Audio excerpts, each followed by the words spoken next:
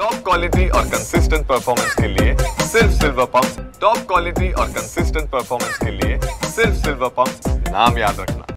जळगाव जिल्ह्यात पावसाळ्याचे दिवस असूनही नदी नाले हे कोरडे ठकच पडलेले आहेत। मुक्ताईनगर तालुक्यात सध्या आपण आहोत। पाहू शकता कशा प्रकारे जे अत्यंत महत्त्वाचे मानले जाणारे तलाव आहेत हे सध्या हा तलाव संपूर्ण कोरडा आहेत। पावसाळ्याचे दिवस असून देखील अद्याप हा पूर्णपणे भरलेला नाही। त्यामुळे एकंदरीत शेतकऱ्यांसह सर्वसामान्यांना पाण्याची टंचाई भासण्याची शक्यता वर्तवली जात आहे।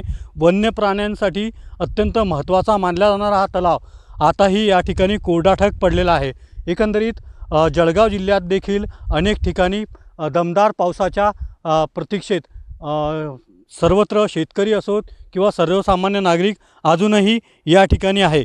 एकंदरीत जळगाव जिल्ह्यातील महत्त्वाचा मानला जाणारा मुक्ताईनगर तालुक्यातील हा तलाव सध्या कोरडाठकच पडलेला आहे। हे कोरडाठक पडलेला आहे। माझ्या पाठीमागे आपण पाहू शकता अत्यंत महत्त्वाचा हा तलाव आहे आणि दमदार पाऊस न झाल्यामुळे अजूनही गत वर्षाच्या तुलनेत हा तलाव अजूनही भरलेला नाही।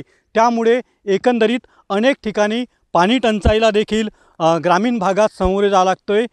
त्यातच वन्य प्राण्यांची देखील पिण्याच्या पाण्यासाठी भटकण्याची वेळ या निमित्त पाहायला मिळतोय। ग्रामीण भागातले हे आजही कोरडे ढग पडलेले आहेत। त्यामुळे राजा देखील या ठिकाणी पावसाच्या प्रतीक्षेत या निमित्त आहे। कॅमेरापर्सन मंगेश ढवलेसह रवी गोरे, TV9 मराठी।